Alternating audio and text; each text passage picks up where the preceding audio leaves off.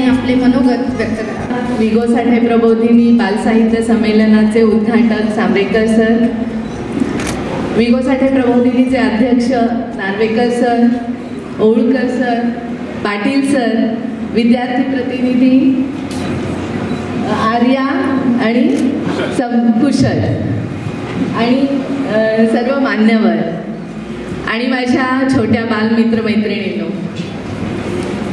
एक विनोबा भावेंचा एक बालपणीचा किस्सा सांगितला जातो. त्यांचे बाबा एकदा गावाहून आले आणि त्यांनी काही आणलं होतं. आईने विनोबांना हाक मारली, विन्या ये इकडे, बाबांनी बघ तुझ्यासाठी खाऊ आणलाय असं म्हणत विनोबांच्या हातात एक पुडकं दिलं.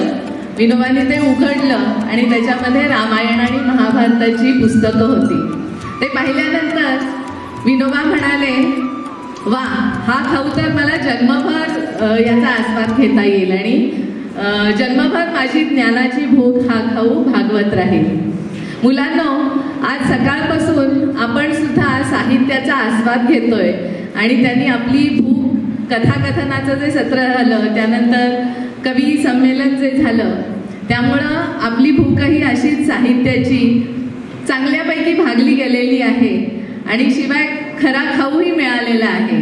त्यामुळं माझं थोडासा उशीर झालेला असला तरी सुद्धा माझं भाषण तुम्ही ऐकून घ्याल अशी मला खात्री वाटते.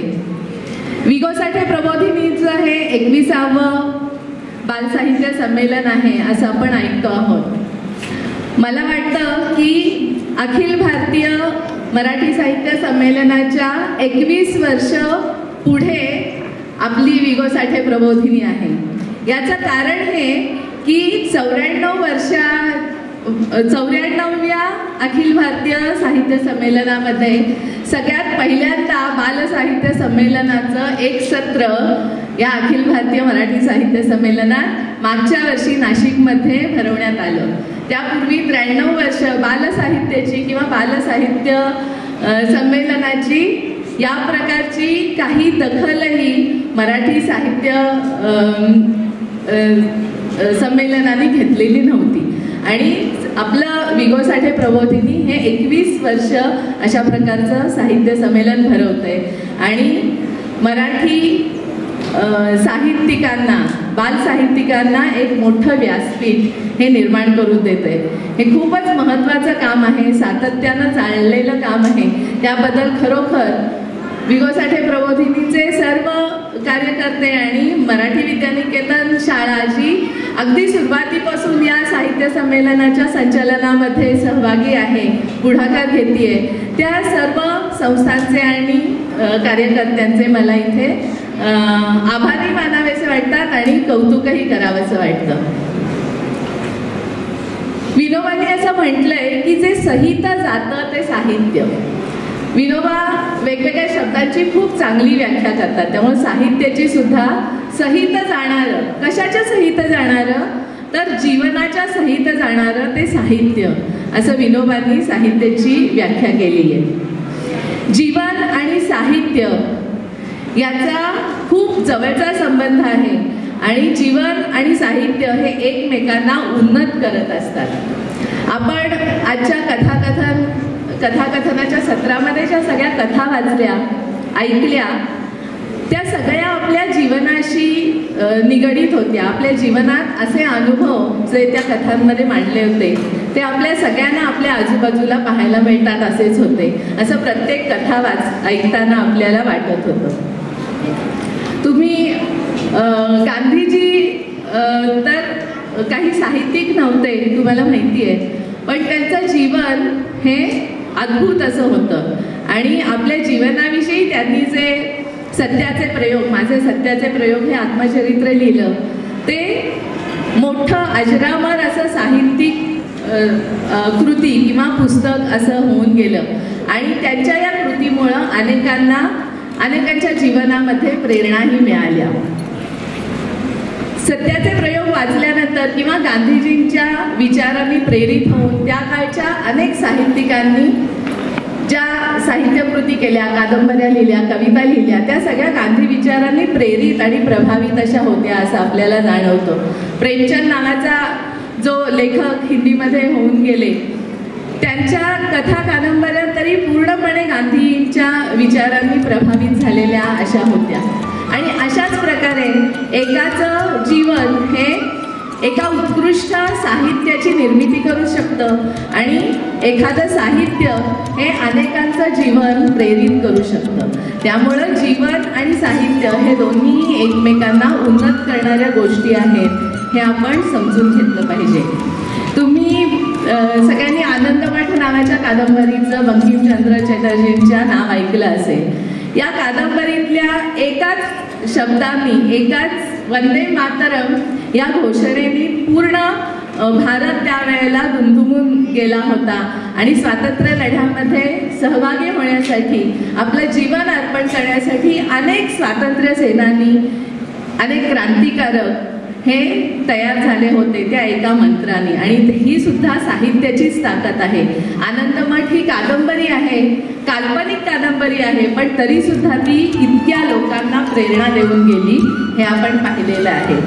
अशी अनेकांची जीवनं ही साहित्यांनी बदलून टाकलेली आहेत. आपण अण्णा हजारेंचं नाव ऐकलं असेल. विवेकानंदांचं चरित्र त्यांनी वाचलं आणि त्यांचं जीवन आणि त्यांचं कार्य पूर्णपणे बदलून गेलं. गांधीजींचं रस्किनची अँड टू द लास्ट ही कादंबरी त्यांनी वाचली आणि त्यांचं जीवन आणि त्यांचे विचार पूर्णपणे बदलून गेले. अनेक नेत्यांच्या जीवनामध्ये असे प्रसंग घडले की एखादी साहित्यकृती हा त्यांच्या जीवनातला टर्निंग पॉईंट ठरलेला आहे आणि त्यानंतर त्यांचं जीवनाची दिशा खूप बदलून गेलेली आहे. त्यामुळं अशा प्रकारची साहित्य संमेलनं आणि त्यातून वेगवेगळ्या साहित्य कृतींची आपल्याला ओळख होणं, स्वतः साहित्य निर्माण करण्याची प्रेरणा मिळणं हे सगळं खूप महत्त्वाचं आहे आणि साहित्य संमेलनातून ते घडत असतं असं मला वाटतं आणि तुम्ही सगळेजण याचा अनुभव घेत असाल. ज्या वेळेला इथे कथाकथन आणि काव्यवाचन सुरू होतं त्यावेळेला मी माझ्या बालपणी थोडं डोकावत होते आणि बऱ्याचदा मला असं वाटतं, म्हणजे फक्त कथाकथन ऐकताना नाही, की आत्ताची पिढी ही प्रत्येक गोष्टीमध्ये खूप दर्जेदार बदलेली आहे. म्हणजे आमच्या वेळेला ज्या पद्धतीचं कथाकथन किंवा वक्तृत्व आम्हाला ऐकायला मिळायचं किंवा आम्ही स्वतः करायचो त्याच्यापेक्षा खूप उत्कृष्ट दर्जाचं असं वक्तृत्व आणि सादरीकरण आत्ताची पिढी करते. म्हणजे आपण पाहतोय की सगळ्याच जीवनाच्या क्षेत्रामध्ये आताची पिढी ही खूप पुढे गेलेली आपल्याला दिसतीये आणि ते पुढं जाणं साहित्याच्या क्षेत्रामध्ये सुद्धा खूपच श्रेयस्कर आणि साहित्यसृष्टी समृद्ध करणारं असं नक्कीच आहे. कथा आजच्या ज्या सादर केल्या गेल्या, कविता सगळ्या स्वरचित होत्या, कथाकार वेगळे होते, सादरीकरण उत्तमच होतं. पण मी अशी अपेक्षा करते की पुढच्या काही साहित्यांमध्ये कथन सुद्धा स्वरचित कथांचं होईल. कारण जसं शिंदे सर सुद्धा आपल्या सत्रामध्ये, काव्यसत्रामध्ये नंतर म्हणाले की आपल्यापैकी कोणीही साहित्यिक होऊ शकतो. आणि खरोखर ज्या वेळेला कथा आपण वाचतो त्यावेळेला तुम्हाला लक्षात येत असेल की ह्यातलं कोणतंही साहित्य हे आपल्यासाठी ते कथानक वेगळं नसतं, पण त्याची मांडणी, अभिव्यक्त होणं, भाषाशैली हे सगळं आपण हळूहळू आपल्यामध्ये विकसित करू शकतो. आणि त्याचा प्रयत्न आपण सगळ्यांनी केला पाहिजे. आपल्या पद्धतीनं, आपल्या आकलनानुसार आपण साहित्य निर्मितीमध्ये थोडं थोडं योगदान देऊया. आपले काही काव्यसंग्रह किंवा कथासंग्रह प्रसिद्ध व्हावेत अशी आपली अपेक्षा नाही, पण साहित्य, भाषा हे व्यक्त होण्याचं एक प्रभावी माध्यम आहे. आणि आपण जीवन जगत असतो, मी म्हटल्याप्रमाणे जीवन आणि साहित्य हे वेगळं नाहीच आहे. त्यामुळे जीवन जे जगतो ते आपण व्यक्त करतो लिखित भाषेमध्ये आणि साहित्य बनतं त्याचं. तसं पाहायला गेलं तर लिखित भाषा हे सुद्धा काही साहित्याचं एकमेव माध्यम नाही आहे. तुम्हाला माहिती आहे की पूर्वी आपण शिवाजीच्या जरी कथा ऐकल्या, त्याचं चरित्र ऐकलं तरी आपण ऐकतो की लहानपणी जिजाऊंनी त्यांना महाभारत आणि रामायणातल्या गोष्टी सांगितल्या आणि त्यांच्यावर संस्कार केले. टिळक असो, गांधीजी असो, विनोबा असो, त्यांच्या जीवनामध्ये जे बालपणी संस्कार झाले ते मौखिक स्वरूपाचं साहित्य त्यांना जास्त प्रमाणात मिळालं. आणि मौखिक साहित्य आपले पंचतंत्र आहे, इसापनीती आहे किंवा अकबर बिरबलाच्या कथा सुद्धा अशा दंतकथा या स्वरूपात बरीच वर्ष आपल्या समाजामध्ये पिढ्यानपिढ्या चालत आलेल्या आहेत. आणि 19व्या शतकाच्या सुरुवातीला बालसाहित्याची सुरुवात म्हणजे नुकती पाऊल पुढं आपल्याला जाणवायला लागल्या होत्या. 1922 मध्ये ज्या वेळेला USSRची निर्मिती होत होती, रशियाची निर्मिती होत होती, त्यावेळेला तिकडच्या नेत्यांना वाटलं की आपल्या बालकांना आपल्या देशातल्या समृद्ध असं साहित्य आपण दिलं पाहिजे त्यांच्या हातात. कारण साहित्याने माणूस घडतो, त्याच्यावर संस्कार होतात. आपल्याला जर आपल्या मुलांना घडवायचं असेल तर उत्तम दर्जाचं साहित्य दिलं गेलं पाहिजे. म्हणून तिथे खूप चांगलं बालसाहित्य गोष्टींची पुस्तकं निर्माण केली गेली. आणि त्यानंतर भारतामध्ये सुद्धा रशियन पुस्तकांचा अनुवाद बऱ्याच प्रमाणात झाला आणि खूप सुंदर चित्र आणि आकर्षित करणारी अशी रशियन पुस्तकं होती आणि त्याचा अनुवाद करून आपल्याकडे ती बालसाहित्य या रूपामध्ये आली. त्याचबरोबर काही मासिकं सुरू झाली. आनंदासारखं मासिक, आमच्या लहानपणी किशोर होतं, चांदोबा होतं, अशी मासिकं सुरू झाली. तुम्ही फास्टर फेणेचं नाव, भारा भागवतांचं फास्टर फेणे असेल, गोट्या असेल तामणकरांचं, किंवा आत्ताचे दिलीप प्रभावळकर त्यांचे बोक्या सातपंडेचे 8 खंड असतील, असं खूप साहित्य तयार झालं. बालनाट्य आली, बालकविता आल्या आणि एक असं बालसाहित्याचं एक दालन खुलं झालं सगळ्यांना. आणि बऱ्याचदा बालसाहित्य हे मोठ्या माणसांनी बालकांसाठी लिहिलेलं साहित्य असं होतं. आजही त्याचं स्वरूप बऱ्याच प्रमाणात तसंच आहे. पण अशा प्रकारची साहित्य संमेलनं जेव्हा जास्तीत जास्त घडत जातील आणि मुलांचा बालसाहित्यातील सहभाग, बालसाहित्य तयार करण्यातील सहभाग जसा जसा वाढत जाईल तसं तसं मुलांनी मुलांसाठी तयार केलेलं साहित्य हे सुद्धा खूप समृद्ध असं बनेल असा मला विश्वास वाटतो. त्यामुळं पहिल्यांदा आतापर्यंत झालेल्या साहित्य संमेलनामध्ये सुद्धा इथे बालसाहित्यिक किंवा बालसाहित्याचं अभ्यास असणारे अध्यक्ष म्हणून मोठ्या लोकांना इथे बोलवण्यात आलं असेल, प्रौढ लोकांना. पण यापुढच्या काही काळामध्ये बालसाहित्यिक संमेलनामध्ये बालसाहित्यिकच इथे अध्यक्ष म्हणून विराजमान होतील अशी पण आपण आशा बाळगूया आणि मला स्वतःला त्याचा विश्वास वाटतो.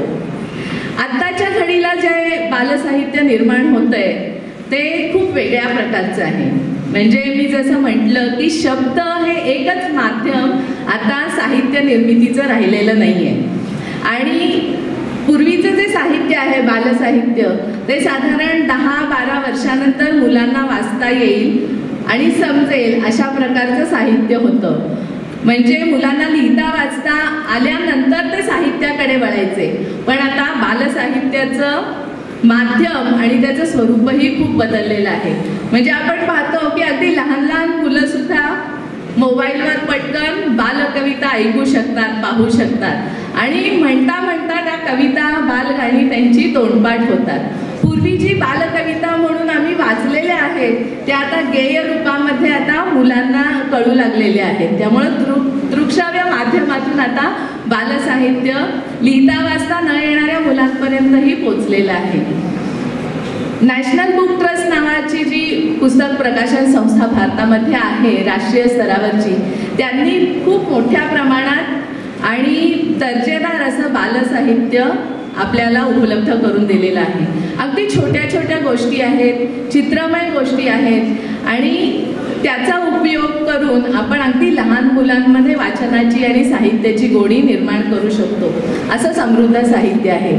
त्याच्यामध्ये काही पुस्तकं अगदी चित्रांचीच आहेत, म्हणजे त्याच्यात एकही शब्द लिहिलेला नाही आहे, पण ती चित्र बघता बघता मुलं स्वतःची गोष्ट स्वतः तयार करू शकतात. इतकी बोलती चित्र त्या पुस्तकामध्ये लिहिलेली आहेत. त्यामुळे अशा वेगवेगळ्या माध्यमातून, चित्रांच्या माध्यमातून ऑडिओच्या माध्यमातून, व्हिडिओच्या माध्यमातून बालसाहित्य हे मुलांपर्यंत पोहोचवण्याचा आता प्रयत्न होत आहे. म्हणजे अगदी सुरुवात साहित्याची मौखिक साहित्यातूनच झाली होती, त्यानंतर मधल्या काळामध्ये लिखित बालसाहित्य आलं आणि पुन्हा आत्ताच्या काळामध्ये वेगवेगळ्या माध्यमातून बालसाहित्य मुलांपर्यंत पोहोचवण्याचा प्रयत्न केलाय.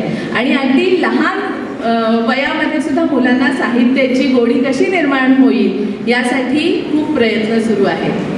भाषा येणं, भाषा साहित्य हे इतर विषय म्हणजे शैक्षणिक अंगाने, बालमानसशास्त्राच्या अंगाने सुद्धा साहित्याकडे बघण्याचा एक दृष्टिकोन आता आपल्यामध्ये आहे. आणि त्यामुळं जे भाषा शिक्षणामध्ये काम करतायत त्यांनीही भाषेसंदर्भातलं अनेक बालसाहित्य निर्माण केलेलं आहे. म्हणजे प्रथम सारखी संस्था असेल किंवा एकलव्य सारखी संस्था असेल जी शिक्षणामध्ये काम करते, पण शिक्षण, भाषेच्या शिक्षणाशिवाय अर्थ राहू शकतं, अर्थपूर्ण होऊ शकत नाही. त्यामुळं भाषा ही समृद्ध होण्यासाठी बालसाहित्य निर्माण करण्याचा एक गट आपल्या समाजामध्ये, देशामध्ये आणि जगामध्येच आहे. त्यामुळं बालसाहित्य याकडे एका वेगळ्या अंगाने, वेगळ्या दृष्टिकोनातून आजकाल पाहिलं जात आहे. आपल्याला सगळ्यांना माहिती आहे की मौखिक माध्यमातून निर्माण झालेलं साहित्य हे खूपच महत्त्वाचं असतं. तुम्हाला तुकारामांची गोष्ट माहिती आहे, संत तुकारामांची. असं म्हटलं जातं की तुकारामांची गाथा इंद्रायणीत बुडवण्यात आली होती, पण ती अलगद वर आली. अलगद वर आली म्हणजे हा काही चमत्कार नाही आहे, कारण त्यावेळेला तुकारामांचं साहित्य, त्यांचे अभंग हे लोकांना इतके तोंडपाठ झाले होते की ते साहित्य लिखित स्वरूपातलं जरी नदीत बुडवून टाकलं तरी सुद्धा लोकांनी पुन्हा एकदा त्यांना मुखोद्गत असलेलं त्यांचं साहित्य आणि अभंग त्यांनी लिहून काढले आणि ते साहित्य अजरामर केलं. त्यामुळं मौखिक साहित्य हे जेवढं महत्त्वाचं आहे तेवढंच लिखित साहित्य महत्त्वाचं आहे आणि तेवढंच इतर माध्यमातून बालसाहित्य जे निर्माण होत आहे तेही खूप महत्त्वाचं आहे. हे आपण लक्षात घेतलं पाहिजे. ज्यावेळेला लहान मुलं साहित्य निर्माण करायला लागतील त्यावेळेला त्यांचं भावविश्व जास्तीत जास्त बालसाहित्यामध्ये उतरायला लागेल. आपल्याला वाटतं की मुलांचं भावविश्व हे निसर्ग किंवा छोट्या छोट्या आजूबाजूच्या वस्तू एवढ्यावरच सीमित असेल, पण आपण आजचं जर कवी संमेलन मनापासून लक्ष देऊन ऐकलं असेल तर अगदी म्हणजे लता मंगेशकर पासून ते शेतकऱ्यांच्या आत्महत्येच्या समस्या, आत्ताचा कोरोना व्हायरस आणि त्यामुळे निर्माण झालेला सगळी समस्या, जीवनाचं सार्थक कशात आहे यापासून वृद्धाश्रमाच्या सारख्या गंभीर प्रश्नावर, म्हणजे मुलांचं कल्पनाविश्व, भावविश्व हे कधीच आपल्याला सीमित करता येत नाही. खूप स्वैर असं त्याचं विचाराची ताकद असते आणि त्यामुळं त्यांनी जर साहित्य निर्माण करायचं ठरवलं तर खूप विविध विषयांवर लहान मुलं साहित्य निर्माण करू शकतात. त्यामुळं मला तुम्हाला पुन्हा पुन्हा असं सांगायचं की फक्त वाचते होऊ नका. निर्माण केलेलं साहित्य, प्रौढांनी तुमच्यासाठी निर्माण केलेलं साहित्य वाचाच. त्यामुळं तुमचे विचार समृद्ध होतील, तुमच्या जीवनाला दिशा मिळेल, आत्मविश्वास वाढेल. पण त्याबरोबर तुम्ही लिहिते व्हा आणि साहित्य निर्माण करा. हे खूप सोपं असतं. तुम्ही ॲन फ्रँकची डायरी हे या पुस्तकाचं नाव वाचलं असेल किंवा काही जणांनी ते पुस्तक वाचलंही असेल. तर दुसऱ्या महायुद्धामध्ये एक छोटीशी मुलगी जिला त्या महायुद्धाचे खूप चटके आणि वाईट असं सगळं वातावरण सहन करावं लागलं होतं, तिने साधी डायरी लिहिली आहे. रोज आपल्या जीवनामध्ये काय घडलं आणि त्यातले प्रसंग, तिच्या मनात आलेल्या काही भावना ह्या सगळ्या तिने डायरीमध्ये लिहून ठेवल्यात आणि ते असं अजरामर साहित्य म्हणून नंतर प्रसिद्ध झालं. वेगवेगळ्या भाषांमध्ये त्याचे अनुवादही झाले. म्हणजे मुलांचं भावविश्व हे आपण फक्त उतरवायचं असतं असतं, व्यक्त व्हायचं असतं. एवढंच मी सांगेन की तुमच्या मनामध्ये जे काही आहे, साधी तुम्ही डायरी लिहायची जरी सवय ठेवली दैनंदिनी, तरी त्याचं एक मोठं साहित्य बनू शकतं. आणि लहान मुलांना तरी मी असंही सांगेन की छोटे छोटे प्रसंग तुमच्या सगळ्यांच्या जीवनामध्ये घडतच असतात. तर तुमची भाषा किती समृद्ध आहे, किती ललितपूर्ण शैलीमध्ये तुम्हाला लिहिता येईल याचा अजिबात विचार करू नका. जे काही तुमच्या मनात आहे ते लिहायला शिका आणि असं करत करतच बालसाहित्यिक तुमच्यातूनच निर्माण होतील असा मला विश्वास वाटतो. आता हे जे लिहिण्याचं जी संधी आहे ती अशा प्रकारच्या साहित्य संमेलनातून तर आपल्याला मिळेलच, पण शाळांमध्ये सुद्धा मुलांना लिहिता होण्याची जास्तीत जास्त संधी आणि वेगवेगळे उपक्रम आपण उपलब्ध करून देऊ शकतो. मला नरेंद्र लांजेवार नावाच्या एका त्यांना कार्यकर्ते म्हणता येतील, ते ग्रंथपाल होते एका शाळेचे, मोठ्या शाळेचे. त्यांचं नुकतंच निधन झालं, पण त्यांनी ग्रंथपाल असताना बालसाहित्यामध्ये जे खूप मोठं काम केलेलं आहे त्याचा उल्लेख मला नक्की करावासा वाटतो.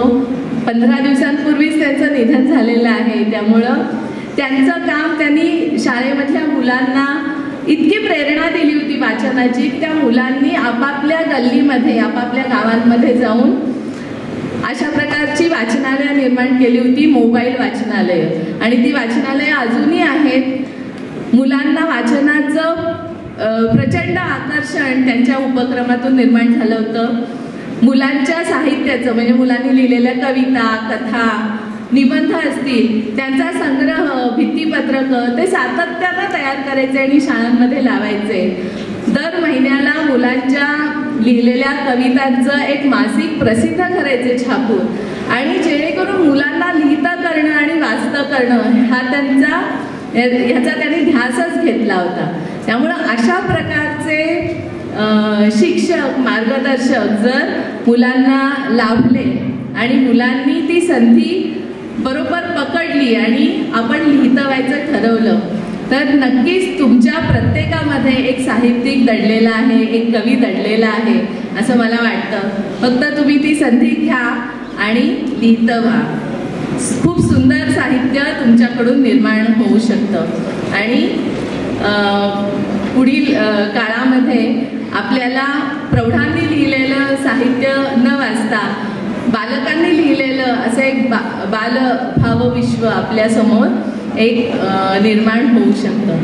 त्यामुळं आजच्या या साहित्य संमेलनाच्या निमित्तानं मी आपल्याला एवढंच सांगू इच्छिते की बालसाहित्य लिखित स्वरूपातलं आणि वेगवेगळ्या चित्रकलेच्या स्वरूपातलं आपल्याकडून निर्माण होऊ दे आणि एक साहित्याचं विश्व हे समृद्ध बनू दे तुमच्या सगळ्यांच्या सहकार्यांनी, आणि ते बनेल असाही मला विश्वास वाटतो.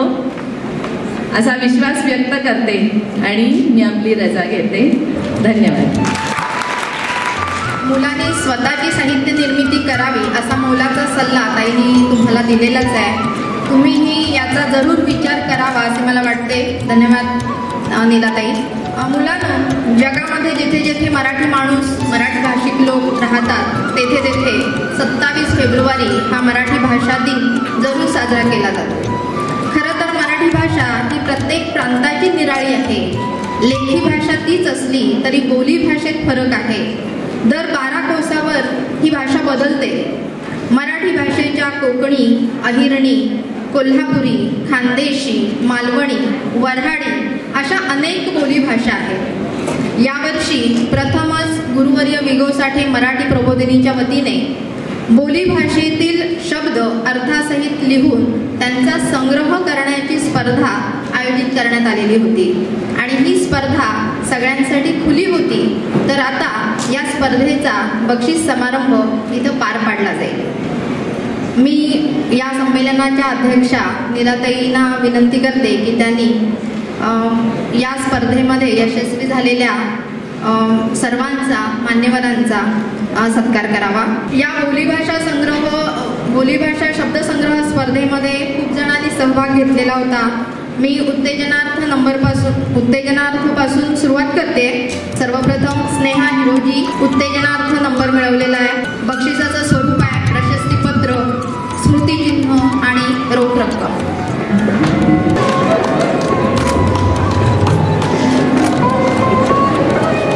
पुढचा उत्तेजनार्थ नंबर आहे प्राचीन नामदेव निंबाळकर.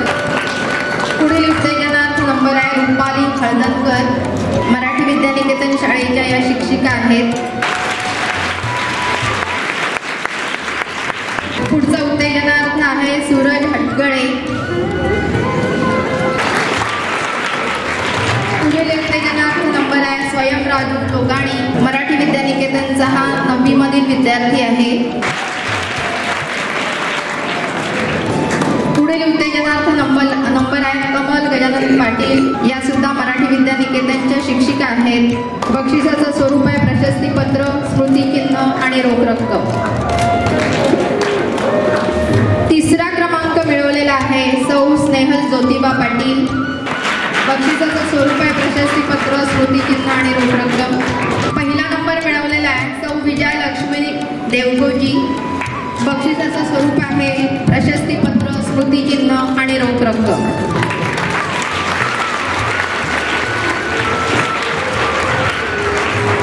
या सर्वांचे खूप खूप अभिनंदन.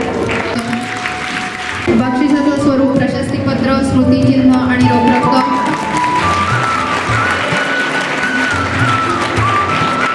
पुढील विद्यार्थिनी आहे मालती पाटील. या विद्यार्थिनीने आंबोळीचे शेत ही कथा सादर केलेली होती.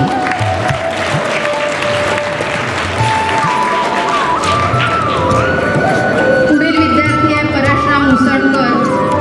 कुमार विद्या मंदिर सरोळी इथला हा विद्यार्थी आहे. कथेचं नाव होतं पदरा आडची माया.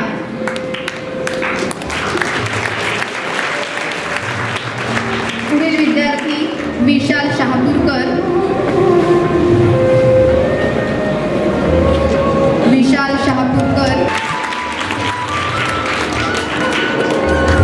आणि शेवटी आर्या गायकवाड RLS कॉलेजची ही विद्यार्थिनी जिने एकपात्री प्रयोग व्यक्ती आणि वल्ली सादर केला होता. तिलाही प्रशस्तीपत्र, रोख रक्कम आणि सन्मानित केले जात आहे. धन्यवाद सर. यानंतर कवी संमेलनामध्ये ज्या कवींनी सहभाग घेतलेला होता त्यांचा बक्षीस समारंभ होईल. मी ओळखकरांना विनंती करते की त्यांनी या मुलांचा सन्मान करावा. सर्वप्रथम सृष्टी देसाई. स्वरलतेला श्रद्धांजली कवितेचं नाव. पुढील विद्यार्थी सर्वेश सुतार. पुढील विद्यार्थिनी आहे लावण्या सांबरेकर. त्यापुढील विद्यार्थी आहे प्रतीक पाटील. स्मृतिचिन्ह आणि सर्टिफिकेट देऊन तिचाही सत्कार इथं केला जात आहे. प्रतीक पाटील. पुढे प्रियल चौगुले मराठी विद्यानिकेतन शाळेची विद्यार्थिनी. कवितेचं नाव किनारा.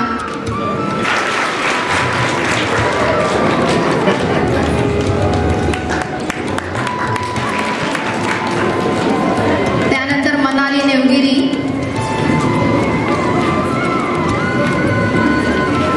विद्यामंदिर सरोळी या शाळेची ही विद्यार्थिनी. तिनं शेतकरी ही कविता सादर केलेली होती. तिचाही स्मृतिचिन्ह आणि प्रशस्तीपत्रक देऊन सन्मान केला जात आहे.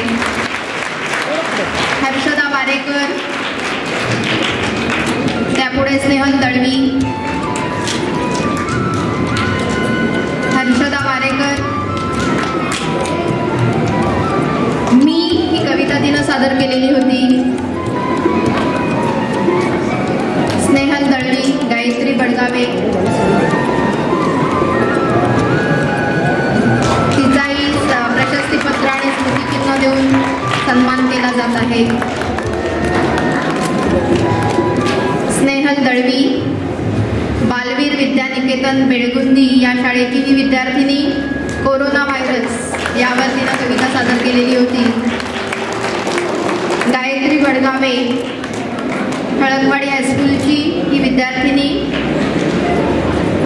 ती पण उपस्थित नाही आहे. तिच्यातर्फे खळकवाडी हायस्कूलचा विद्यार्थी बक्षीस स्वीकारेल. आरती रोगराईची ही कविता तिनं सादर केलेली होती.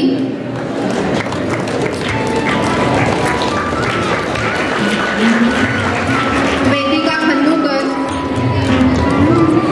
बालिका आदर्श विद्यालय खळकवाडी येथील ही विद्यार्थिनी जीवनाचे सार्थक स्मृतिचिन्ह आणि प्रशस्तीपत्र देऊन तिचाही सन्मान पाहुण्यांच्या हस्ते केला जात आहे. त्यानंतर रचना पावले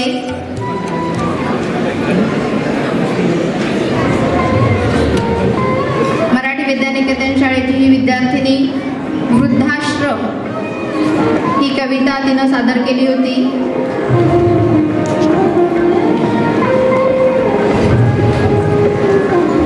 तिचाही प्रशस्तीपत्र आणि स्मृतिचिन्ह देऊन सत्कार केला जात आहे.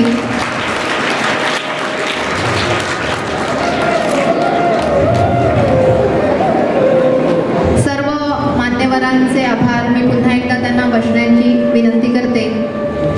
मुलांनो, शेवटचा कार्यक्रम आभार प्रदर्शन आणि आभार प्रदर्शन करण्यासाठी मी मराठी विद्यानिकेतन हायस्कूलचे मुख्याध्यापक श्री इंद्रजित मोरे सरांना इथं आमंत्रित करते.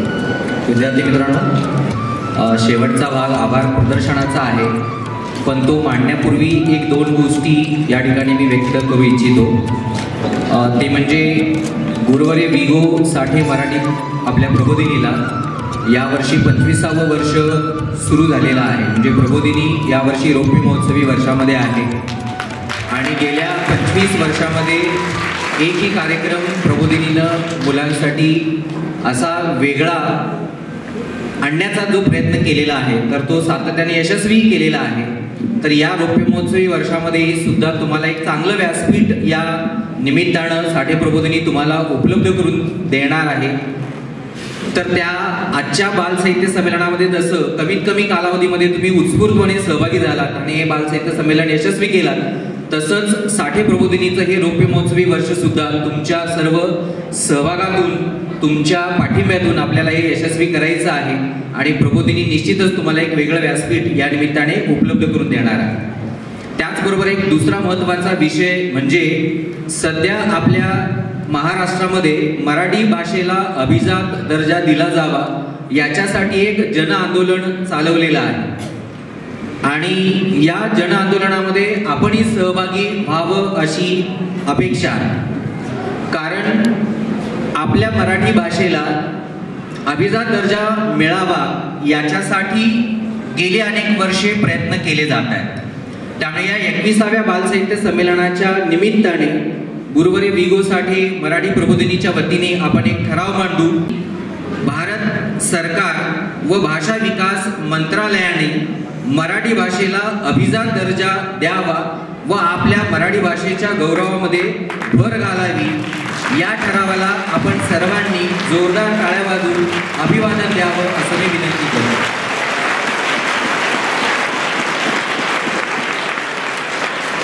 तर साठे प्रबोधिनीच्या वतीने मी तुम्हा सर्वांना धन्यवाद देतो की आमच्या या ठरावाला तुम्ही अनुमोदन दिलेलं आहे. तर शेवटचा भाग आभार प्रदर्शनाचा. तर कमीत कमी कालावधीमध्ये आम्ही हे बालसाहित्य संमेलन आयोजन करण्याचा प्रयत्न केला. कोविडचे नियम होते, त्याच्यात सरकारी बंधनं होती, त्यामुळे स्पर्धा घ्यायची की नाही घ्यायच्या असा प्रश्न आमच्या समोर होता.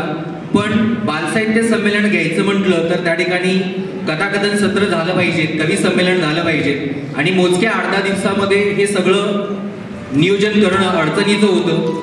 पण आमच्या गुरुवर्य विगो साठे मराठी प्रबोधिनीच्या दरवर्षाच्या ज्या उपक्रम आम्ही घेतो तर त्या उपक्रमांमध्ये ज्या शाळा सहभागी होतात तर आम्ही त्या सगळ्याच शाळांना विनंती केली की आमच्या 21व्या बालसाहित्य संमेलनाच्या कथाकथन सत्रामध्ये आणि कवी संमेलनामध्ये तुम्ही सहभागी व्हावं आणि आमच्या या बालसाहित्य संमेलनाची शोभा वाढवावी. याच्यामध्ये बालिका आदर्श विद्यालय असेल, महिला विद्यालय असेल, ठळकवाडी हायस्कूल असेल, तर या सर्व शाळांनी आमच्या विनंतीला मान देऊन कथाकथन सत्रामध्ये आणि कवी संमेलनामध्ये आपले विद्यार्थी पाठवून हे कवी संमेलन आणि कथाकथन सत्र यशस्वी केलं. त्याबद्दल पहिल्यांदा मी आपल्या बेळगाव भागातील या मराठी शाळा, तसंच आपल्या बेळगाव सीमा भागाला लागून असलेली केंद्र मराठी शाळा सरोळीची, तर या शिक्षकांनी सुद्धा आमच्या विनंतीला मान देऊन विद्यार्थी पाठवले. त्याबद्दल सर्वप्रथम या शाळांचे मी आभार व्यक्त करतो. यानंतर आपल्या या 21व्या मराठी बालसाहित्य संमेलनाचं अध्यक्षपद आमच्या मार्गदर्शक आणि हितचिंतक नीलुताई आपटे यांनी आमच्या विनंतीला मान देऊन आजच्या बालसाहित्य संमेलनाचं अध्यक्षपद स्वीकारलं आणि मुलांना अतिशय प्रबोधनात्मक असं मार्गदर्शन केलं. त्याबद्दल साठे प्रबोधिनीच्या वतीनं मी त्यांचे आभार व्यक्त करतो. गेली अनेक वर्ष म्हणजे आमची साठे प्रबोधिनी खरं तर ही सहभागातून, लोकांच्या पाठिंब्यातून, आर्थिक सहकार्यातून चालते. गेली अनेक वर्ष विगो साठे मराठी प्रबोधिनीला ज्यांनी आर्थिक सहकार्य दिलेलं आहे ते मारुती सामरेकर सर आजच्या आमच्या विनंतीला मान देऊन उद्घाटक म्हणून उपस्थित राहिले. त्याबद्दल साठे प्रबोधिनीच्या वतीने आणि त्यांच्या आर्थिक सहकार्याबद्दलही त्यांचे आभार व्यक्त करतो. यानंतर आमच्या प्रबोधिनीला नेहमीच राज्य मराठी विकास संस्था मुंबई गेली 4 वर्ष भरभरून असा आर्थिक सहकार्य देते. आतापर्यंत राज्य मराठी विकास संस्था मुंबई हिनं 4.5 लाख रुपये आर्थिक अनुदान देऊन पाठबळ दिलेलं आहे. त्याबद्दल या 21व्या मराठी बालसाहित्य संमेलनाच्या निमित्ताने राज्य मराठी विकास संस्था मुंबई यांचेही मी आभार व्यक्त करतो की आमच्या या मराठी भाषेच्या संवर्धनामध्ये त्यांचाही मोलाचा वाटा आहे. पण हा मोलाचा वाटा जतन करण्यामध्ये ज्यांचं सहकार्य आहे ते म्हणजे प्रिंट मीडिया आणि सोशल मीडिया. त्यांची जर प्रसिद्धी नसेल तर आमचं हे काम मुंबईपर्यंत पोहोचलं नसतं. त्यामुळे आमच्या या साठे प्रबोधिनीच्या सगळ्याच कार्यक्रमांची प्रसिद्धी प्रिंट मीडिया आणि सोशल मीडिया देते. त्याबद्दल तरुण भारत, दैनिक सकाळ, दैनिक पुढारी, स्मार्ट न्यूज, तर या सर्वांचं मी या ठिकाणी आभार व्यक्त करतो.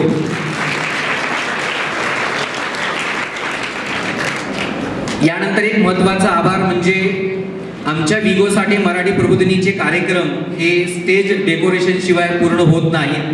मग ते मराठी भाषा दिन असो किंवा आपलं हे बालसाहित्य संमेलन असो, तर वर्षानुवर्ष त्याच्यामध्ये काहीतरी वेगळेपण आणण्याचा प्रयत्न आमच्या मराठी विद्यानिकेतनच्या कला शिक्षिका लता नगरे मॅडम या नेहमीच करत असतात. तर आपल्या या 21व्या बालसाहित्य संमेलनाचं सुद्धा जे स्टेज डेकोरेशन, पाठीमागचा बॅनर तुम्ही बघताय, तो अतिशय आकर्षक करण्याचा प्रयत्न त्यांनी केलेला आहे. नेहमीच चांगलं आकर्षक त्यांनी करण्याचा प्रयत्न करतात. त्यामुळे या 21व्या बालसाहित्य संमेलनाचं हे आकर्षक स्टेज निर्माण करून दिल्याबद्दल आपल्या लता नगरे मॅडम यांचेही मी साठे प्रबोधिनीच्या वतीने आभार व्यक्त करतो. तसंच ज्यांच्यामुळे संमेलन यशस्वी होणार नाहीये ते म्हणजे आमचे सगळे बाल साहित्यिक आणि आमचे सगळे विद्यार्थी मित्र हो. तर तुमच्याशिवाय संमेलन यशस्वी होणं अशक्य आहे. कारण वक्ते किती मिळतील पण श्रोते मिळाले नाहीत तर वक्त्याला किंमत राहत नसते. त्यामुळे श्रोते पाहिजे आणि श्रोत्यांशिवाय कुठलेही संमेलन यशस्वी होत नाही. त्यामुळे तुम्ही सर्व बालसाहित्यिक आणि श्रोते विद्यार्थी मित्र या संमेलनामध्ये सहभागी झालात आणि हे सगळी सत्र तुम्ही मन लावून ऐकलात. त्याबद्दल साठे प्रबोधिनीच्या वतीने सर्व बाल रसिक श्रोत्यांचं मी आभार व्यक्त करतो. तसंच आमच्या साठे प्रबोधिनीचे हितचिंतक, देणगीदार, शुभेच्छुक सर्व या ठिकाणी उपस्थित राहिले, त्यांचेही मी आभार व्यक्त करतो. आणि हा आमचा 21व्या बालसाहित्य संमेलनाचा सोहळा या ठिकाणी संपन्न झाला असं व्यक्त करतो. धन्यवाद. यानंतर